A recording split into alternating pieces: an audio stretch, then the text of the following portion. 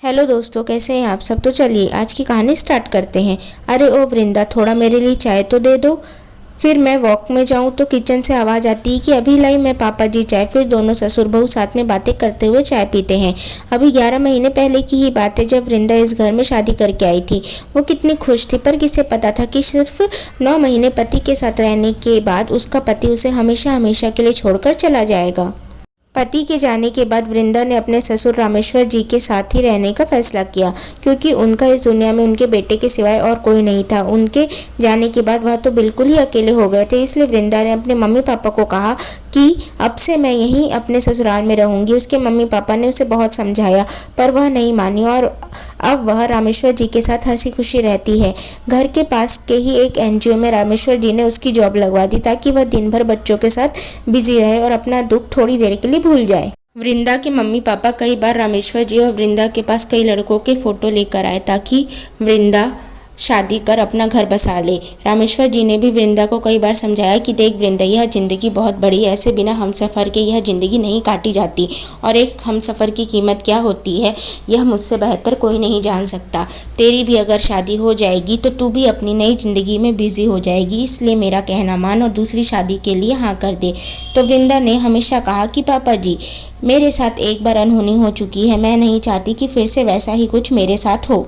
रामेश्वर जी और वृंदा के mummy papa ने सब कुछ वक्त पर छोड़ दिया कि वक्त के साथ उसके जख्म भरेंगे और वह शादी के लिए मान जाएगी। अभी उसकी उम्र ही कितनी है, सिर्फ 25 साल की तो है। वह इधर समय का पहिया अपनी गति से चल रहा था। वृंदा रोज एनजीओ जाती, चाहे उसकी तबीयत कितनी भी खराब हो या फिर उसे कितना ही जरूरी काम क्यों ना हो, वह थोड़े देर के लिए ही जाती, पर जाती जरूर थी। एनजीओ की ट्रस्टी राधा जी हर शनिवार रविवार एनजीओ में आती और एनजीओ का काम और वहाँ के स्टाफ का काम सब कुछ देखती। वह जब वृंदा को बच्चों के साथ हंसते खेलते देखती तो उन्हें बहुत अच्छा लगता। एनजीओ के मैनेजर से उन्होंने वृंदा के बारे में सब कुछ जान लिया था। वह वृंदा से जब भी किसी तरह की बात करने की कोशिश करती तो वृंदा उन्हें ज़्यादा जवाब न देती, वो बस हाँ या ना कह देती। उन्हें थोड़ा अजीब लगता। फिर वो ये सोचकर चुप हो जाती कि अभी इस लड़की के साथ इतनी बड़ी अनहोनी हुई है, शायद इसी के कारण वो ज़्यादा किसी से घुलती मिलती नहीं होगी। वक्त अपनी गति से जा रहा था कि एक दिन राधा जी का बेटा अजीत अमेरिका से आ गया। वो उनको सरप्राइज़ देने के लिए सीधा एनजीओ ही पहुँच गया। उन्हें देखते ही राधा जी बहुत खुश हो गई।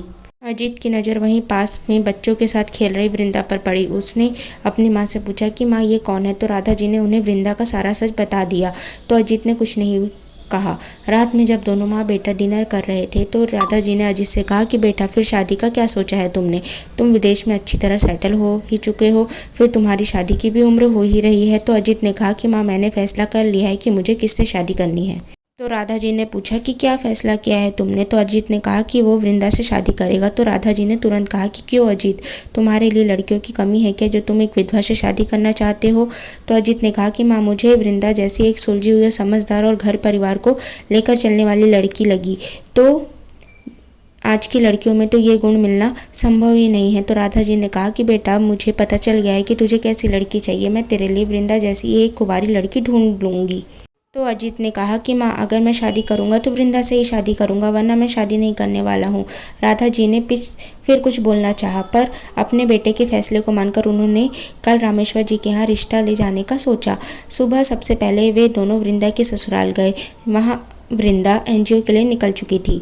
राधा जी ने रामेश्वर जी से वृंदा का हाथ मांगा तो उन्हें तो कोई परेशानी नहीं थी, पर उन्होंने ये बोला कि अगर वृंदा शादी के लिए हाँ बोली तभी मैं आपके कुछ जवाब दे पाऊँगा।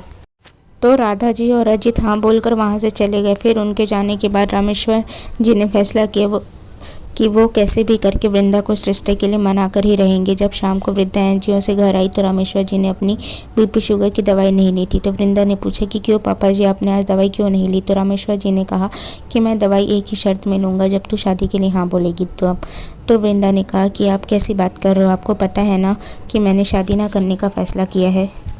ठीक है, अगर तेरी यही जिद है तो मेरी भी जिद है। अगर तूने इस बार शादी के लिए हाँ नहीं किया तो तू मेरा मरा हुआ मुँह देखेगी। 2-3 दिन ऐसे ही चलते रहे। एक दिन रामेश्वर जी बीपी लो होने के कारण चक्कर खाकर गिर गए। उन्हें तुरंत हॉस्पिटल ले जाया गया, जहाँ डॉक्टर ने वृंदा को खूब डांटा कि तुम क्यों नहीं उनको रोज़ दवाई दे रही हो। अब वो बोले भी तो क्या बोले बेचारी, उसने रामेश्वर जी की ऐसी हालत देखते हुए शादी के लिए हाँ कर दिया। रामेश्वर जी ने वृंदा के मम्मी पापा और राधा जी को फ़ोन करके रिश्ते के लिए हाँ कर दिया। इधर 1 महीने के अंदर ही सगाई और शादी हो गई। शादी के 20 दिन बाद ही अजीत ने वृंदा का पासपोर्ट, वीज़ा और ज़रूरी डॉक्यूमेंट सब रेडी कर दिया। अब अजीत अमेरिका जाने की जिद करने लगा क्योंकि उसका छुट्टी खत्म होने वाला था। नियत तिथि पर वृंदा अमित के साथ अमेरिका के लिए रवाना हो गई। जब वह अमेरिका में अजीत के घर के बाहर पहुंचे तो उसने देखा कि एक नौकर कार का दरवाज़ा खोलता है और वह जैसे ही घर के अंदर जाती है तो वह देखती है कि वहाँ पर पहले से ही एक विदेशी लड़की है। अमित घर में जाते के बाद उसके गले लगता है।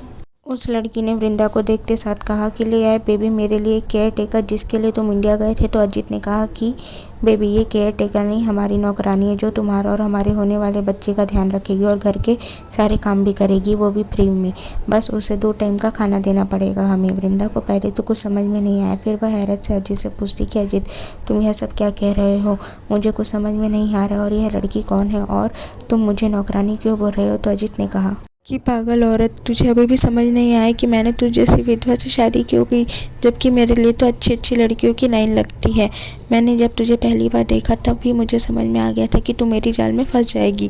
तू एक सीधी और घरेलू लड़की है जो मेरे घर के काम तो करेगी ही, और मुझे यह भी पता है कि तू बिना किसी के मदद के यहाँ से जा भी नहीं सकती। और अगर तूने कोई चालाकी करने की कोशिश की या फिर इंडिया में फ़ोन करके किसी को कुछ बताने की कोशिश की तो मैं तुझे पुलिस के केस में ऐसा फंसाऊँगा कि तू कभी जीवन में जेल से बाहर आ ही नहीं पाएगी। तो वृंदा ने अजीत के पास जाकर उसके गाल में एक जोर का थप्पड़ लगाया और कहा कि तुम्हें थोड़ी सी भी शर्म नहीं आई कि मेरी ज़िंदगी बर्बाद करने में। तो अजीत बेशर्मों की तरह हंसते हुए कहता है कि अब जो हो गया सो हो गया, अब इसे ही तुझे अपनी तकदीर मानना पड़ेगा और जैसा मैं बोलता हूँ वैसा ही करना पड़ेगा, नहीं तो अंजाम भुगतने के लिए तैयार रहना। और तेरे सारे डॉक्यूमेंट, पासपोर्ट, वीज़ा सब मेरे पास है, तो तू यहाँ से कहीं जा भी नहीं सकती। चुपचाप घर का काम कर, मेरी पत्नी की देखभाल कर और 2 टाइम का खाना खाकर किसी कोने में पड़ी रहे। इतना बोलकर अजीत रूम में चला गया। अब वृंदा वहीं बैठकर रो रही थी। 2-3 दिन तो ऐसे ही चलते रहे। फिर अजीत ने उससे कड़क शब्दों में कहा कि मैंने जैसे बोला है वैसा कर, नहीं तो मुझे तुझे जेल में भेजने में टाइम नहीं लगेगा। तो वृंदा ने इसे ही अपनी तकदीर मानकर अजीत ने जैसा बोला था वैसा ही करने लगी। अगर इंडिया से किसी का कॉल भी आता तो वृंदा उनसे हंसकर बात करती और कुछ भी नहीं बताती। कुछ दिन बीते थे तो वृंदा को घर में बोर लगने लगा था, तो वह शाम के टाइम पार्क में जाने लगी। पार्क में जाते हुए 1 हफ्ते हो गए। वह 2-3 दिन से नोटिस कर रही थी कि एक लड़का जो विदेशी है उसे ही देखता रहता है। एक दिन तो वह वृंदा के बाजू में ही आकर बैठ गया और वह वृंदा को अपना परिचय देने लगा। वृंदा को थोड़ी बहुत इंग्लिश आती थी तो वह टूटी फूटी इंग्लिश में उससे बात करने लगी। फिर उस लड़के ने अपना नाम जॉन बताया। दूसरे दिन वह फिर वृंदा से मिला और उसने कहा कि मुझे पता है कि अजीत ने तुमसे धोखे से शादी की और यहाँ लेकर आया है। उसने मेरी बहन को भी अपने प्यार के जाल में फंसाया और फिर उसके साथ गलत हरकत कर उसे छोड़ दिया, जिसके बाद मेरी बहन ने सुसाइड कर लिया। मैं उससे अपनी बहन की मौत का बदला लेना चाहता हूँ, इसके लिए मुझे तुम्हारी मदद चाहिए। तो वृंदा ने कहा मैं तुम्हारी कैसे मदद कर सकती हूँ और इसकी क्या गारंटी कि तुम सच ही बोल रहे हो। तो जॉन ने कहा कि मुझे तुमसे झूठ बोलकर क्या ही मिलेगा, मैं पागल थोड़ी ना हूँ जो अमित से बिना किसी बात का बदला लूँगा। तो वृंदा ने कहा कि ठीक है मैं तुम्हारी मदद करूँगी, पर तुम्हें भी मुझे इंडिया भेजने का अरेंजमेंट करना पड़ेगा। अब वृंदा अपने काम में जुट गई। जैसे ही दोनों पति पत्नी डॉक्टर के पास या फिर बाहर घूमने जाते तो वृंदा घर के हर कोने में ध्यान से देखती कि कोई सबूत तो नहीं है। धीरे धीरे करके वृंदा ने अजीत के खिलाफ काफ़ी सबूत इकट्ठे कर लिए। फिर उसने वह सारे सबूत जॉन को दे दिए। जॉन के पास भी कुछ सबूत थे तो जॉन ने सारे सबूत इकट्ठा करके पुलिस को दिए। पुलिस ने तुरंत ही एक्शन लेते हुए अजीत को गिरफ्तार कर लिया। फिर थोड़े दिन बाद पता चला कि अजीत ने सिर्फ वृंदा के साथ ही ऐसा नहीं किया है, बल्कि उसने बहुत सी लड़कियों को धोखा दिया है और उनसे पैसे भी ऐंठे हैं। वृंदा को भी जॉन ने पुलिस की मदद लेकर उसके पासपोर्ट, वीज़ा और जो जरूरी डॉक्यूमेंट उसके हवाले कर दिए। पर वृंदा के पास वापस अपने घर इंडिया लौटने के लिए पैसे नहीं थे तो जॉन ने उसे टिकट के पैसे और थोड़े बहुत पैसे दिए। जब वृंदा ने मना किया तो उसने उसे उनकी दोस्ती का वास्ता दिया तो वृंदा ने उसकी मदद ले ली। फिर अजीत और अपने यहाँ कॉल करके उसने अजीत की सारी सच्चाई बताई। राधा जी को तो विश्वास ही नहीं हो रहा था कि अजीत ऐसा भी कुछ कर सकता है। दूसरी तरफ रामेश्वर जी भी अपने आप को माफ़ नहीं कर पा रहे थे क्योंकि इस बार उनकी वजह से वृंदा की ज़िंदगी फिर से बर्बाद हो गई थी।